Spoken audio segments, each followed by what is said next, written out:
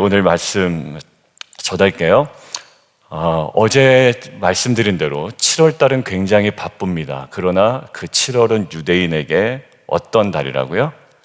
신년의 의미가 있습니다. 그 신년을 축제의 의미가 아닌 그 회개라는 하나의 그 주님의 이끄시는 것을 우리가 다시 한번 묵상을 해봤고, 그 다음에 대속죄에 관한 내용들, 그리고 그렇지만 날짜가 겹치지만 이것들을 겸사겸사라는 의미로 하나로 묶지 아니하고 개별 예배를 구분하여 드릴 것을 강조하신다. 사실 오늘도 그런 내용이 있습니다. 근데 어제는 그 내용에 집중해서 우리가 이야기를 해보았습니다.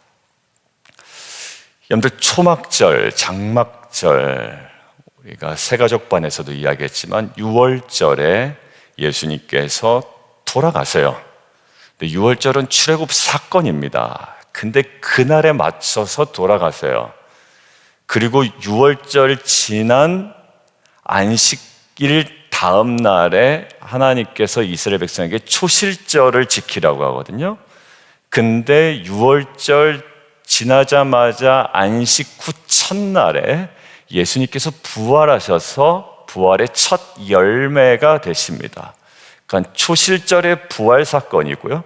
초실절 이후 77절이라고 77에 49 농사절기예요. 그런데 77절이 다른 말로 표현하면 신약의 오순절이거든요.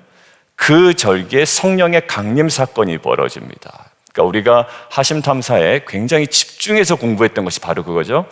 절기가 예수님의 구속의 역사, 구속사와 하나하나 맞물려 있어요. 이게 봄의 절기입니다. 다 이루어졌죠. 죽음, 부활, 승천 이후 성령의 강림까지 다 이루어졌습니다. 이게 봄의 절기라고 하고요.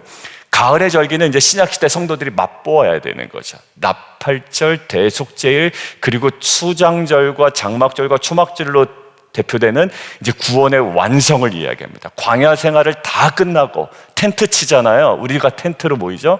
광야 시절 다 끝나고 이제 구원의 완성으로 가는 초막절, 장막절입니다.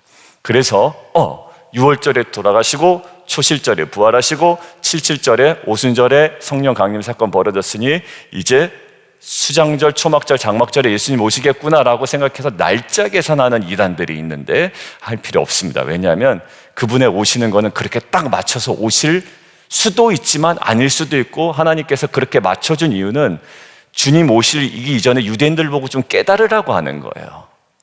야, 니네들이 그렇게 지키는 그게 누구를 다 예표하고 있다? 예수 그리스도의 구속사를 예표하고 있다라는 거죠. 너희 알 바가 아니다. 나도 모른다. 아버지만 아신다. 그랬으니 뭐 장막절, 초막절, 뭐 윤달, 윤년 해가지고 막 계산하시는 분들이 있는데 다 아무런 의미 없습니다. 오실 때 오실 거예요. 근데 이것은 구원의 완성을 얘기하는 겁니다.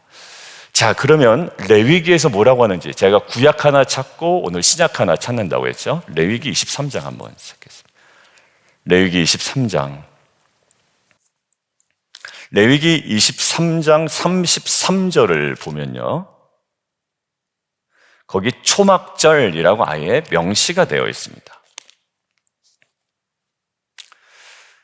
초막절. 그 오늘 이야기된 내용의 대략적인 내용이 거기 있습니다. 그리고 오늘 내용이 더 구체적입니다. 분량만 봐도 확 차이가 나죠. 자, 그런데 오늘 본문에 언급되지 않은 레위기만의 언급이 하나 있는데 제가 읽겠습니다. 42절, 43절이에요. 제가 읽을게요.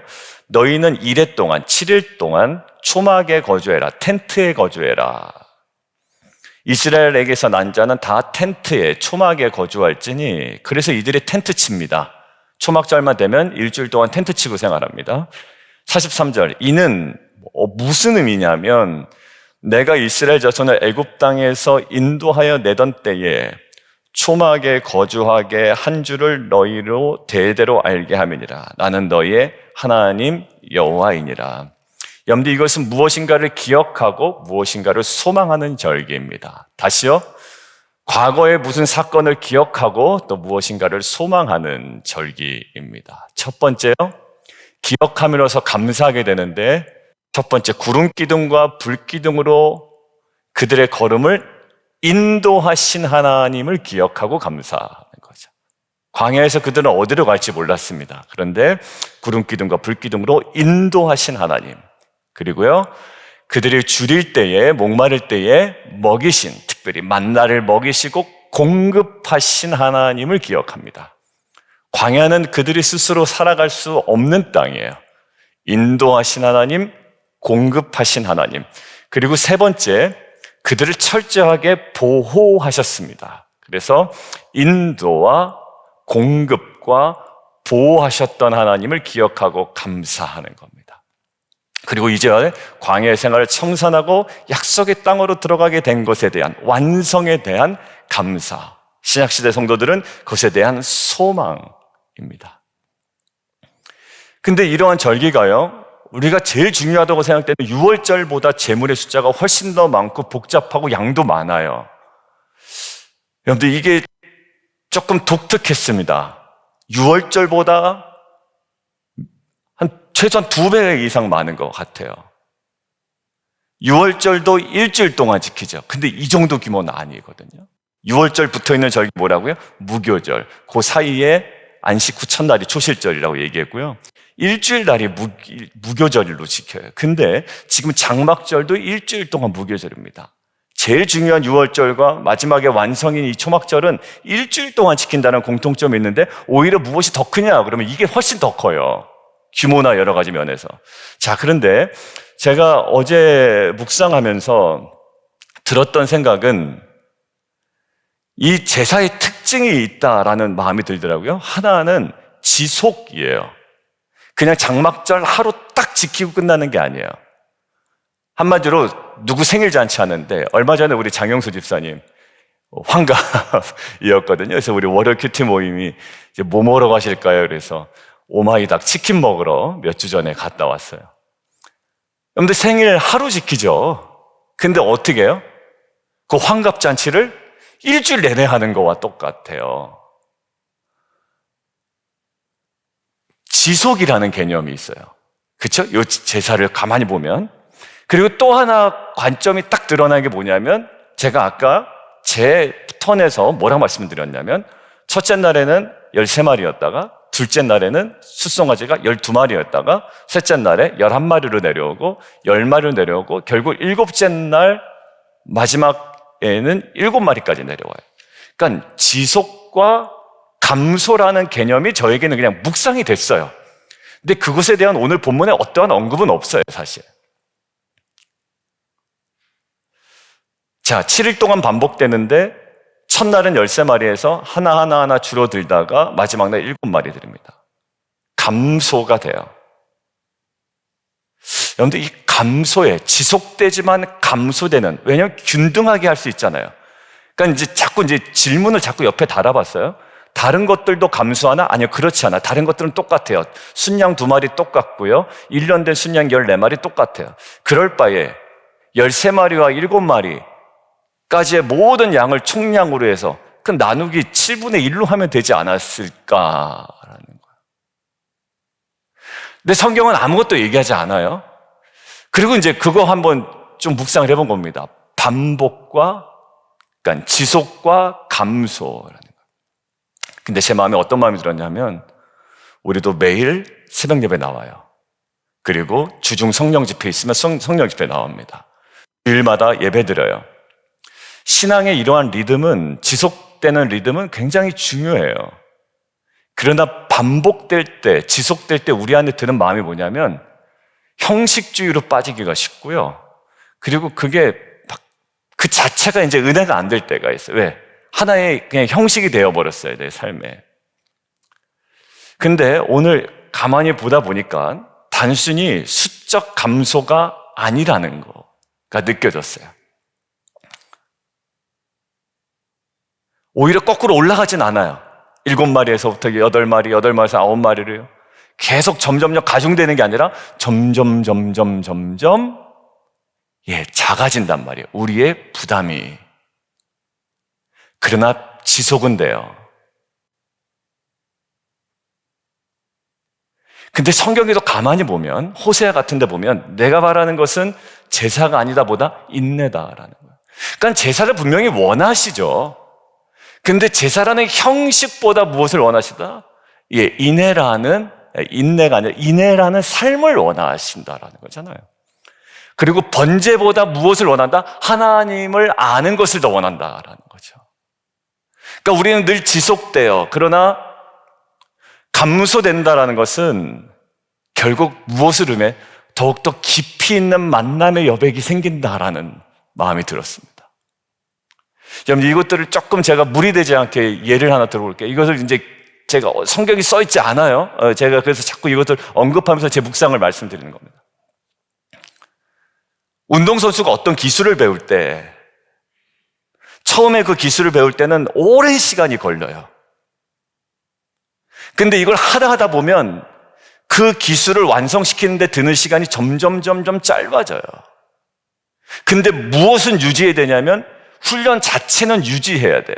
하루 됐다고 그 다음날 안 하면 또 돌아가요. 피아노 똑같죠, 실상이. 네. 지속은 돼야 돼요. 그런데 그 한 곡을 완성시키기 위한 시간은 점점 짧아져요. 그리고 그 다음 곡을 또 연습하게 된다고 해요. 그러니까 그러면서 그 안에 형성되는 게 뭐냐면 깊이가 형성되더라라는 거예요. 그 기술의 깊이, 그리고 그 음악에 대한 깊이, 이 모든 것들이요. 저는 이 지속과 감소라는 의미 속에 우리의 노력이 뭔가 감소되는 것 같지만 그 지속과 감소의 속에 뭐예요? 하나님과 더 깊이 있는 그 만남. 양은 줄어들지만 우리의 그 예배의 질은 더욱더 깊어지는. 우리의 예배도 마찬가지입니다. 처음으로는 감정적으로 풍성할 수 있어요. 근데 시간이 지날수록 여러분들 설교가 말이 많아질 수 있습니다. 그런데 오히려 가면 갈수록 정제된 언어 몇 가지만 사용하더라도 그 안에 깊이가 남길 수 있죠. 전도사 때 설교와 은퇴하기 직전의 목사님의 설교는 완전히 달라요. 더 절제하시게 되더라고요. 근데 거기에 깊이가 있죠. 더 정제된 고백, 여러분들의 기도 가운데도 더 깊은 묵상, 더 진실한 마음으로 나아가야 됩니다. 그저 지속되고 반복되는 것에 그치지 아니하고 얼핏 보면 감소되는 것 같으나 그 거기에 깊이 있는 주님과의 그 만남이 이루어지는 저와 여러분의 초막절, 단막절, 수장절, 그리고 모든 매일매일의 그 예배가 되기를 주님의 이름으로 축원드립니다. 자, 근데 제가 왜 이 묵상의 무리가 아니라고 담대하게 생각을 하고 여러분들에게 이야기했냐면 그 다음에 문맥과 연결돼서 그래요. 여러분들 이 이야기를 하기 전에 이제 신약에 약속된 대로 신약의 한 구절을 찾을 텐데요. 요한복음 7장 한번 보겠습니다. 요한복음 7장 37절이고요. 찾아 놓으시고 제가 설명을 잠깐 드릴게요. 지금 7일 동안 그리고 8일은 좀 특별한 날이에요. 감소가 더 되는 게 아니라 8일은 아예 특별한 날입니다. 뭐라고 되어 있죠? 오늘 35절 한번 보세요. 8째 날에는 장엄한 대회로 모일 거다. 그러니까 앞에 있는 일반적인 순차적으로 지속되지만 감소되는 제사와 달라요. 이것은 구분된 또 하나의 무엇이에요. 자, 그때 아무 일도 하지 말고 번제로 숫송아지 1마리, 순양 1마리, 또 순양 7마리. 좀 달라요. 이 규모와 내용과 이 모든 것들은요. 7째 날 끝나고 마지막 날은 뭔가 이렇게 딱 선포하는 이미지가 있어요. 제사도 멈추고 반복도 멈추고 거룩한 성회가 열려요. 하나님의 임재만 기다리는 자리인 것 같아요. 그런데 그 느낌 그대로 오늘 미리 찾아놓으셨던 요한복음 7장 한번 보세요. 37절 한번 보겠습니다. 제가 읽을게요. 여러분들 찾아놓으셨죠? 명절 끝날 밑줄 그어놓으시고요. 거기가 뭐냐면 초막절이에요. 바로 요 지금 이 시즌이에요. 거기다 적어놓으세요. 민수기 29장 35절쯤 돼요. 이 시간이. 명절 뭐하는? 끝날이에요. 장엄한 대회로 모일 것이요, 요때예요. 이때 예수님께서 외치신다고요. 여러분들 그냥 예수님께서 외치신 게 아니라 언제 외쳐요? 초막절 마지막 날 거룩한 장엄한 대회로 모일 것이다라는 그 날에 예수님께서 외치십니다. 우리가 반복 얘기했죠? 지속 얘기했어요? 감소 얘기했습니다. 우리의 반복되는 예배를 통해서 우리는 뭔가 깊어지기를 원하고 은혜 받기를 원해요. 근데 여러분들 허전함 없으시던가요? 저는 많이 있었습니다. 요즘에 좀 없어진 게 뭐냐면 새벽 예배 나오고 1시간 제가 이제 기도하고 가려고 하고 있잖아요. 그러니까 기도하고 가면 갈 때 마음이 허전해질 때가 있었어요. 근데 요즘은요, 그게 조금 사라졌어요. 그 기도하고 예배드리고 이렇게 여러분들과 나누고 함께 선포하고 기도했던 내용들이 조금 계속 남아있어요. 그러니까 기도하고 갈 때 제 표정이 제가 느껴지잖아요. 그냥 일상을 또 그냥 힘들게 시작하는 그 표정이었거든요. 근데 달라요, 요즘은요. 자, 그런데 이 초막절 마지막 날에 예수님께서 뭐라고 말씀하시냐면 이렇게 얘기합니다. 함께 그 부분 읽어보죠. 빨간색만. 37절 부분만. 시작. 누구든지 목마르거든 내게로 와서 마셔라 라는 거야. 여러분들 지속돼요. 반복됩니다. 감소되면서 우리가 깊어지기를 원하지만 모든 예전적 예배에서 다 느낄 수 없는 갈급함이 우리에게 있거든요. 예배를 아무리 드려도 기도를 해도. 그런데 예수님이 그 초막절 마지막 날에 뭐라고 외치시냐면 누구든지 목마르거든 다 내게로 와서 마시라라는 거예요. 뭐라고요? 자신을 마시라고 이야기합니다. 저는 지난 주일 2부 예배 때 정말 신비한 경험을 했어요. 제가 어제도 집사님들과 이제 그 파넬에서 대화를 나누면서 말씀을 드렸는데 이번 주 2부 예배는요, 뭐라고 말할 수 없는 성도님들의 집중력이 너무 좋으셨어요. 그러니까 제가 설교를 잘했다 못했다 이걸 뛰어넘는 거예요, 여러분들. 이거 정말 그걸 뛰어넘어서 뭔가 이렇게 꽉 집중되고 하나의 울타리에 딱 이렇게 안어져 있는 느낌이었어요. 한마디 한마디 하는데 여러분들의 반응이 되게. 근데 제가 뭐 아시겠지만 뭐 몇 분에게 얘기했지만 예배 끝났는데 한 분이 안 가고 앉아 있는 거예요.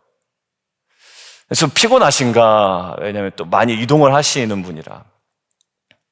그래서 집사님하고 툭 치면서 악수를 하려고 그러는데 거의 오열을 하고 계시다. 울고 계시는 거예요. 그래서 그 당시에는 못 물어봤어요. 그래서 제가 모든 거 다 끝나고 새가족방 끝나고 집에 가서 전화를 드려봤어요. 집사님, 아까 울고 계시던데. 이제 집사님이 이제 마지막 연주하고 계실 때 성도들 다 나갔는데요. 근데 예배 드리고 말씀 듣고 마지막에 기도하는데 그 모든 마음들을 주셨대요. 자기가 자기 와이프와 자식을 위해서 기도할 때도 이런 마음이 없고 이런 눈물이 없었는데 이제 그때 저희가 누구를 위해서 기도하는지 아마 다 느끼셨을 거예요. 제가 오픈하진 않았지만 아신 분들은 아셨고.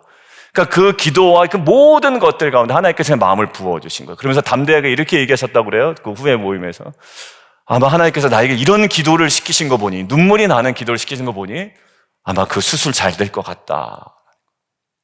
어디서부터 이분이 딱 꽂혔냐면 목사님 처음에 설교하실 때 예배는 우리 중심이 아니다 라는 것부터 이분이 집중되기 시작했대요. 그리고 아내분한테 물어보니까 뭔가 그 전에 예배와는 달랐대요. 옆에 있어서 이제 느끼는데요. 그 모든 두려움과 모든 것들을 압도하는 영광 앞에 서기를 원하고, 그리고 새로 오신 우리 성도님도 뭔가 성령에 강조되는 설교고 그러한 교회인 것 같아서 좋았다고 이제 우리 한 세 가족 오셨잖아요, 이번 주에. 그러더라고요. 근데 뭐 우리가 강조 안 하는 교회는 아니지만 유독 또 주일 설교가 그렇게 강조가 됐어요. 그리고 포인트가 성령 안에 살아나는 예배였어요. 근데 그러면서 느끼는 것이 오늘 우리의 예배가 어떤 예배가 되기를 원합니까? 라고 되어 있던 게 성령의 거룩한 임재 가운데 이 시간에 정말 압도하는 아버지 하나님의 임재와 영광 앞에 우리가 서기를 원합니다 라고 했잖아요. 여러분들 반복돼요. 지속돼요. 그리고 뭔가 깊어지기를 원하지만 우리 안에 목마름이 있어요. 근데 그것들을 대해서 예수님 뭐라고 그러신다고요? 이 모든 완성, 구원의 완성, 예배의 완성, 우리의 모든 것들 초막절 마지막 날, 저는 깜짝 놀랐어요. 초막절 마지막 날 뭐라고요? 누구든지 그럼에도 목마르거든 내게로 와서 마시라.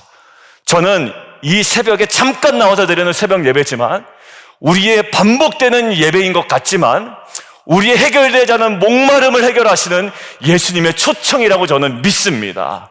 그리고 예수님을 먹고 마시고 누릴 때에 우리의 모든 인생의 목마름을 해결하시는 하나님의 은혜가 우리 안에 온전히 임하는 예배 되기를 주님의 이름으로 축원합니다. 여러분들, 그런데 뭐라 그러냐면 이 마셔라라고 하면서요 끝나는 게 아니에요. 38절 한번 읽어보세요. 38절 시작. 성경의 이름과 같이 그 배에서 생수의 강이 흘러나오리라.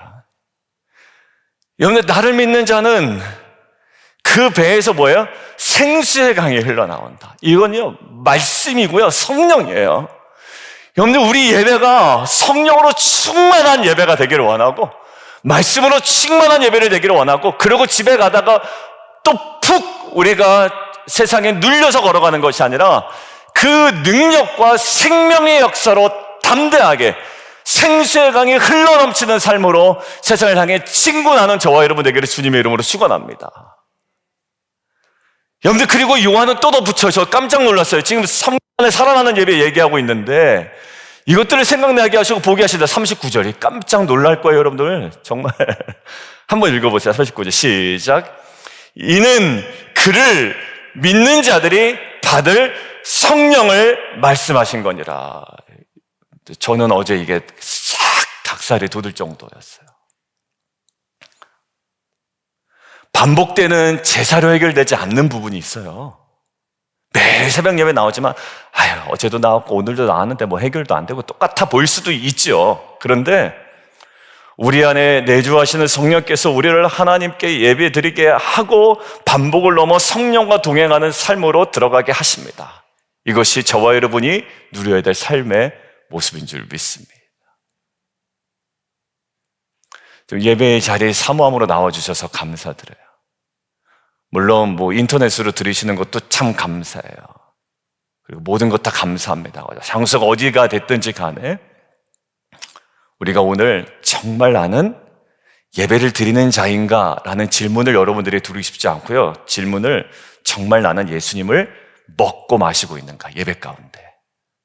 나의 목마름을 예수님으로 해결하고 있는가? 아니면 나의 목마름을 내 술수로 해결하고 있는가?